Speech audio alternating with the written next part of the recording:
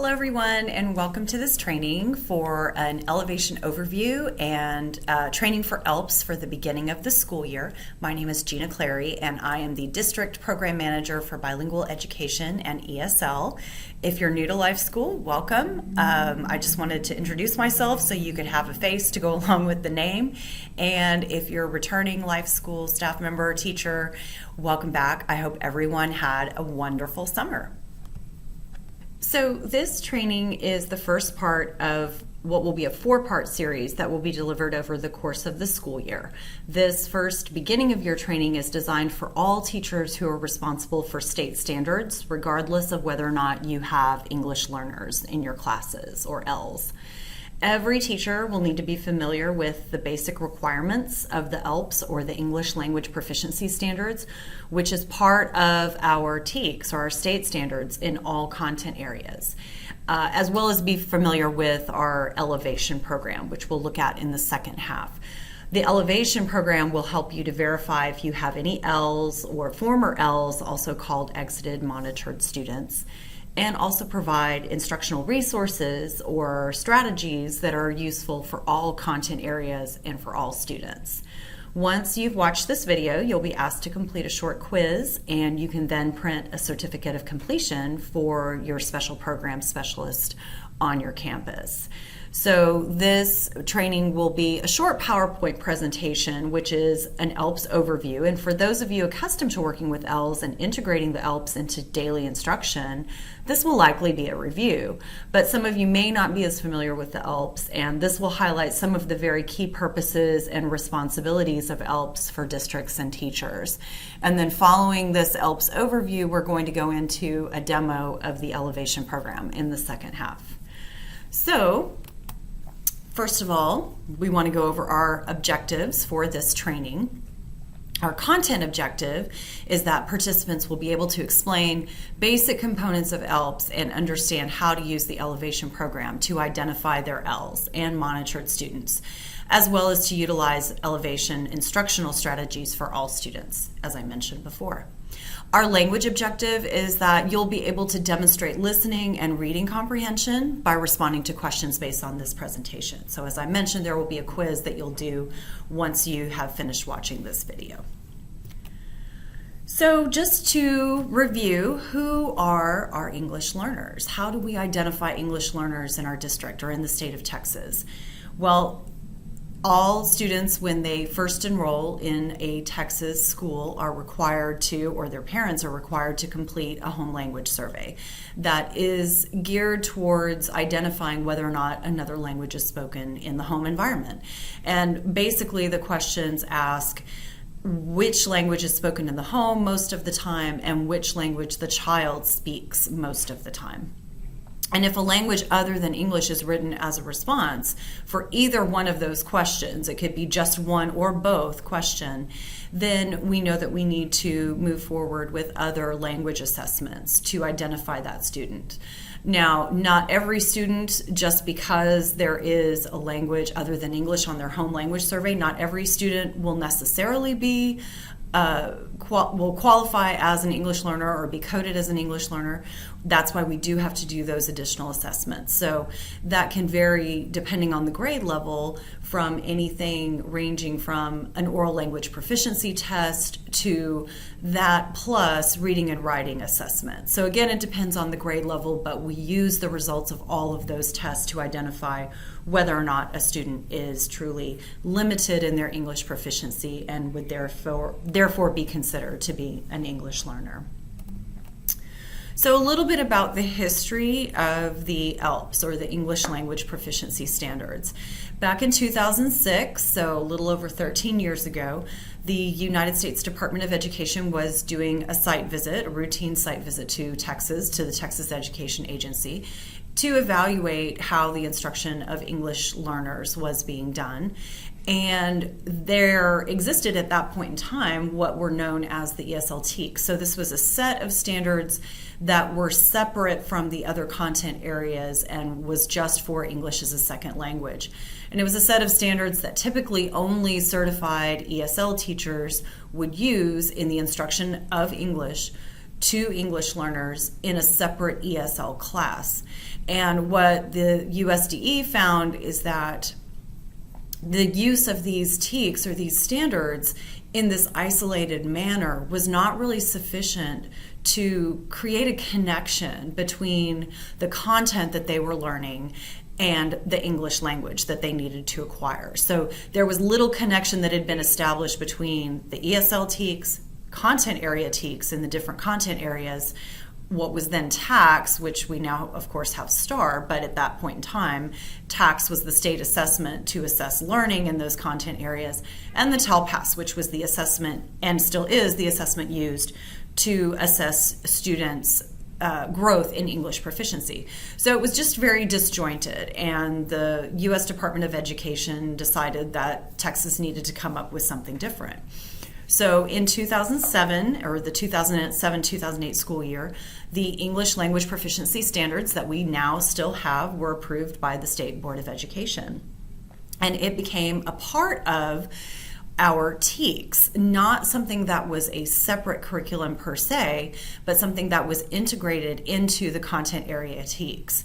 So it includes the instruction that districts have to provide in order to give ELs a full opportunity to learn English and to succeed academically. Content area teachers are now required to teach not only their content area TEKS, but also to help ELs become English proficient through the use of the ELPS. So it is integrated and part of instruction in every TEKS foundation and enrichment subject. So basically, it doesn't matter if you teach science, social studies, algebra, PE, art, or U.S. history, all of these subject areas, basically, if it has TEKS, then the ELPS are an integrated part of the TEKS and have to be included into the teaching of the content standards in order to assist English learners to acquire English. And of course, these are available on the TEA's curriculum website. I've also included an attachment in the Eduphoria workshop training for you to be able to print a copy of the ELPS, should you like to have a copy for your own use to read all of it. But we're going to go over some of the basic components, but just to go over some of the key areas and an outline of what each area covers. Section A is the introduction to the ELPS, and it provides the rationale for standards, for the ELPS standards and their integration into all of the subjects of the foundation and enrichment curriculum. So it really goes into the why. It explains why we need to integrate second language instruction with our content area instruction in order to make content more comprehensible for our English learners and to help them build their academic language proficiency. Section B goes into district responsibilities, and it sets forth the instructional framework, namely knowing the student's proficiency level and what each level needs is very important. We're going to get into that next. And using that information to linguistically adjust our content area instruction with the goals of helping the student learn both the content area and English simultaneously. And it helps instructors to intervene or it requires instructors to intervene in intensive ways to accelerate second language acquisition for students who are in grades 3 or higher, who are only at a beginning or intermediate level of proficiency. So we know that the STAR tests begin in 3rd grade, so that's a particularly important time for students and for teachers to make sure that if we have students who have very low levels of English proficiency, that we are integrating those intensive strategies in order to help accelerate the English learning process so that they can be more successful on those state required tests. So Section C goes into the student expectations for second language acquisition, and this is where we get into the language domains. So the first part of the student expectations is learning strategies, so different types of strategies that can be used across all language domains to help students learn English. And then the 4 language domains of listening, speaking, reading, and writing. And then finally, the section D goes into proficiency level descriptors for each of those 4 language domains. If you've been in a training with me in the past, you've heard me talk about how ELPS is kind of the rule of 4 and 4. So we have 4 different proficiency levels for each of the 4 language domains. So we have listening, speaking, reading, and writing, and then students can be at any of those 4 proficiency levels in any of the 4 different language domains. So a student could be a beginner listener, an intermediate speaker, an advanced reader, and an advanced high writer. They can be at all different levels depending on how they have acquired English. But it describes, the proficiency level descriptors describe how well students are able to communicate and understand English in each stage of acquisition. And it helps teachers teach language through content area instruction. So enhancing those communication skills in listening, speaking, reading, and writing to try to be at the core of their academic learning.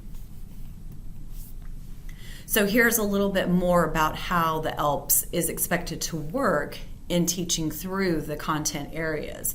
So I've often said that we're not expecting an algebra teacher to give a lesson on punctuation during class. That's not something that an algebra teacher is going to be expected to do.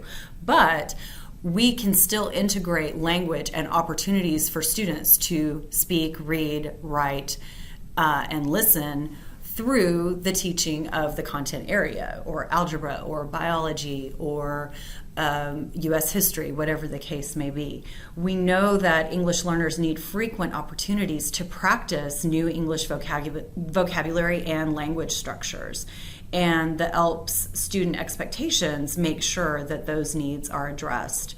So when ELs are given frequent, targeted practice in listening, speaking, reading, and writing in English, they're building their communication skills that will enable them to develop and apply critical processing and thinking skills. Of course, we know that these opportunities to use language are great for all students. The more students can articulate their learning through speaking opportunities, through writing opportunities, the more students can practice reading and can practice enhancing their listening skills. Really, all students benefit from these practices, but they are necessary for ELs to acquire the language that they will need to be academically successful. So that is why they are a required part of the ELPS and included and integrated into our content area TEKS. So, information for teachers to get ready for the new school year. What are the first responsibilities? So one of the first things that you'll want to do as a teacher is to first see whether or not you have any ELs that you'll be instructing in any of your classes, and then to use their TELPAS results. If you remember, I said TELPAS is the assessment that's given in the spring to all English learners that measures their English language acquisition progress. So we would need to use those results to evaluate whether students have been making progress in learning English. And using those results combined with any formative assessment results, so that could be STAR, that could be CFAs, benchmarks, using those results to gauge their progress in English proficiency, plan for interventions that might be needed in instruction, and making informed decisions about the current year's assessments, including designated support. So we can look at what students have needed in the past and the levels that they've been at in the past in order to help make decisions for what might be needed moving forward so that they can be successful in their current grade in the subject area or areas that you teach. So you might be curious how you can find out information about whether or not you have any ELs in your classes this year.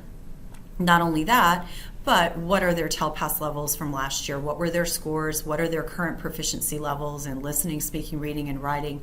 How can I find out information on their test scores from last year? All of the information I'll need to help appropriately plan for instruction and for future testing for this coming school year. Well, that's where the Elevation program comes in. So we're going to go to that website now, and I've put the web address here. but it's also in the handout, which is included as an attachment to your training. But it is elevationeducation.com, and just remember that there are 2 L's in elevation for English language learner. So we'll go to that website now. Now, if you're a returning Life School staff member and you've accessed Elevation before, you can use your same login and password. Most of you are going to be your first name dot last name or your Life School email address as your login ID. So first name dot last name. And then your password is going to be whatever your password was that you had previously set for yourself. And if you have forgotten your password, there's a forgot password button right here. But if you're new to Life School, I have automatically created all of your accounts to be your first name dot last name, and then the password would be Life 2020. So that's Life 2020, all lowercase and all together, as the default password. And then you can reset a password for yourself if you choose once you are able to gain access. These instructions can also be found in the handout to the training. And if you have any trouble logging in, please email me and let me know so that I can reset your login and password information as needed. So I'm actually going to be logging in using a demo site that Elevation has provided. So never fear if you've also had your FERPA training this year and learned about sharing confidential information. We are not going to be seeing any real Life School students. In fact, none of these students is real at all, nor are the teachers, anything listed in here. So I'm just going to be logging in as a fake teacher to see fake students, and that way we can navigate through and you will see an example of what a teacher site would look like. So I'm just going to go to that now. Okay, so this is the home page of what a teacher account would look like, and this teacher is a 10th grade teacher that we can see immediately on the home page has a total of 9 students that are either considered to be ELs or ELLs, English learners or English language learners, or are monitored students. So those are students who were previously coded as English learners who have now exited the program but are still being monitored for a period of time. And we'll talk about that in a future training a little bit more. But this teacher has those 9 students listed right here. Typically they're listed in alphabetical order, and we'll go from there to navigate through. Now keep in mind, if you are viewing this training before the first day of school, it is very possible, especially if you're new to Life School, that you're not going to see any students when you log in. That's because this information syncs from our scheduling in Teams, our student information system. So until those schedules have been finalized and have synced with your teaching record or your teacher schedule in Teams, those students are not necessarily going to appear. It's also possible that if you're a returning teacher, the first time you log in, again, if it's before the first day of school, you're going to see last year's students. So if you're a 4th grade teacher and you're teaching 4th grade again, you may see last year's 4th graders that should now be in 5th grade and assigned to the 5th grade teachers. But never fear, all of that information will change and sync up at the beginning of the school year once those schedules have been finalized in Teams. But I just wanted to let you know that because you will want to go back into Elevation before or after the first day of school. Check back, check often, because that information will be a little bit fluid as we're identifying new students to the district, as well as just to get those schedules to sync up between the 2 different programs and systems. But this, as far as for training purposes, just to show everyone what it looks like and how to navigate through the program, again, you're going to see all of your students on this home page. I can filter, for example, if I wanted to see only L's, and just see who my L's are, then I need to focus on accommodating instruction. Now I've filtered out my monitored students. I can just go and see who my monitored students are if I want that information. I can see different composite levels. If I go back to just my L's, I want to see how many I have at the overall beginning level. So I can see now that I have 1 student who is an overall beginner. They scored on TELPAS, their most recent TELPAS scores, intermediate listening, reading, and writing, but beginning for speaking. If I wanted to see any other levels, I can filter that here. Another way that you can do that is to go down to this data quick view. And even though the names are not listed here, I can see by composite level how many students I have at the beginning. There aren't any intermediate level, but 2 advanced and 4 advanced high. So I can filter this information in a lot of different ways here as well. I can look at just listening, for example, or just speaking. So there's lots of different ways that you can filter this information to target your instruction and interventions that your students might need based on their proficiency level, either as an overall or composite level, or in each of the individual language domains of listening, speaking, reading, and writing. So if I want more information about a specific student, I'm going to just click on the student's name. Again, you can see that all of these are very interactive. So we're going to look at Whitney.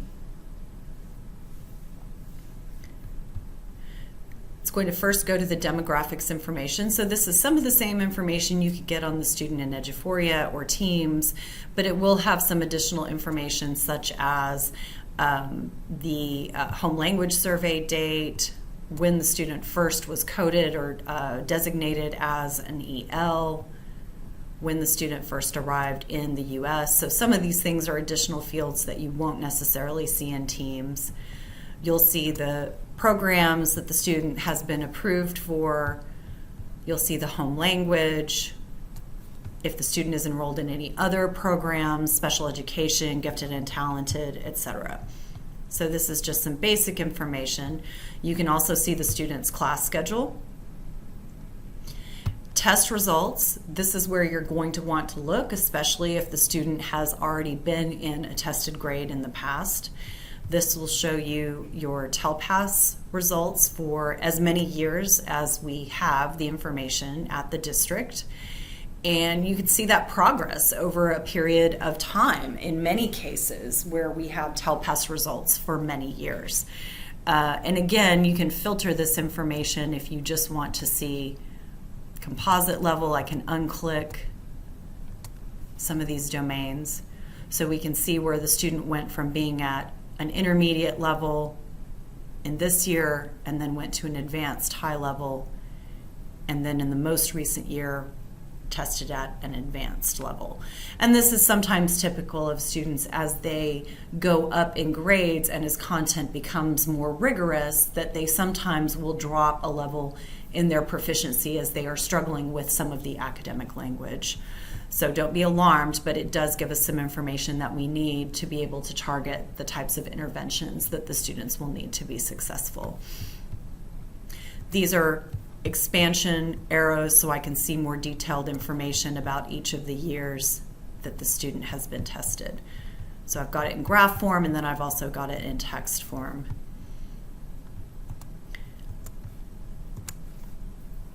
The descriptors are very handy. This is almost kind of a cheat sheet so that you don't have to go back to your ELPS documentation or to other places where you might have the proficiency level descriptors or PLDs listed out for you.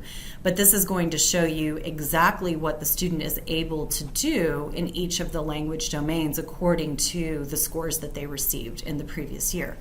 So this student at an advanced high level, this is giving me the description of the student's listening skills and the listening abilities that that student has at this level. Where it comes in really handy is when the student is at a level lower than advanced high and still has a level up to improve to. So this almost gives us as teachers a roadmap to try to plan for that next level up. We want students to be able to increase their proficiency level by at least one level each academic year. So this student is at an intermediate level of reading, and that's what this student can do now, but we want by the end of the year for this student to be at an advanced level. So this gives us, again, kind of that target or that roadmap of where we want the student to go and how we want the student to get there. in terms of their reading skills. Same thing for writing. We've got another level up that the student needs to improve to in order to make progress in this academic year. So this is very handy to be able to refer back to. ELPS services and programs. Again, this is listing the different programs that the student is enrolled in or has been enrolled in. It'll show you some history. For example, if the student was in a bilingual program before moving on to an ESL program. Designated supports. This is great information as we plan ahead for the tests that the student will be required to take in this academic year, as well as other classroom assessments that are given throughout the school year. So this will tell us in previous years whether or not only was a student successful on each of these assessments, but whether or not they were assigned any designated supports to help them be successful. So I can expand each of these if I want to see more information on those designated supports. And I'll show you what one would look like. For example, U.S. history. We can see that this student took U.S. history as an online test. So they took the online format of the test in which text-to-speech was an embedded feature on the online version of the test. So this would be something similar to giving an oral administration in the paper format of the test. So we know that this student needed a lot of support in order to be successful on this U.S. history test when she took it. So this is good information especially if it was given just the prior year. We can use that information to start planning for classroom assessments and looking ahead to STAR and whether or not the student might need this or other types of supports in order to be successful on tests. So good information. Notes. This is an area where notes may have been added from your student's previous teachers, or you can add a note yourself. This is a great feature because if I wanted to add a note about this student, perhaps reading supports that are needed, I could put student benefits from use of a bilingual dictionary on reading assignments. And if I were the reading teacher and I saved this note to the student's record, now the science and math and social studies teachers, if you're in a departmentalized grade level, they would be able to see this note as well and think, okay, the reading teacher says that she is using a bilingual dictionary pretty heavily on reading assignments, so when I'm giving the science article for her to read as an assignment in class, I want to make sure that I have a bilingual dictionary handy. So great tool to have as an additional way of communicating with the student's other teachers, and then to have that information saved for future grades, future teachers to look at as well to see how the student has progressed. Documents is another area where you can also upload information, kind of similar to notes, but you could actually upload a file here, such as writing samples. I know many teachers have used this as a way to document students' writing progress throughout the course of the year. And then grades could be here. So just a little bit of an overview of the different tabs that you're going to see on a student profile.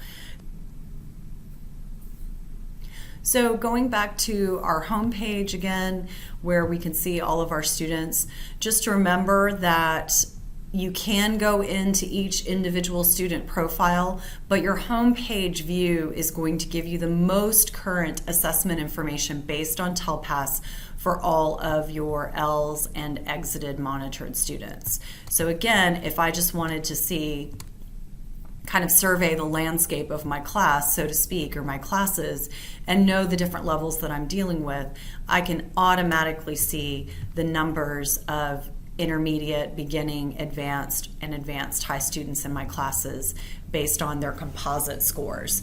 And I can use the data quick view to give me information as well based on the overall or composite score, but then also based on individual language domains such as speaking. Or if I'm planning a reading activity, it's a reminder that I do have 2 students in my class who are at a beginning reading level, and so that will help me plan ahead for the types of instructional accommodations that would be appropriate for beginning level readers as I'm planning those assignments. So this is just a little bit of an overview to kind of get you started as you are looking at your students for this academic school year and determining whether or not you have ELs and what levels of proficiency those ELs are currently at. Again, you're going to want to check back often. The district is given 4 weeks from the first day of school for initial identification and placement of students. So you might see some new faces popping up on this list in your home screen as we get further into the school year as those students are possibly identified as ELs in your classes. Again, please feel free to email me at any point in time if you have any questions. You can also reach out to your instructional coaches on your campus. They can really help you with strategies that you might need to get you started at the beginning of the year. And your special program specialists or testing specialists at your campuses will also have additional information about any past designated supports or information you might need about students. So if it's not in here, those folks may have some additional resources and tips and tools for you. So I hope you have a great start to the school year, and we will see you again soon. Thanks so much.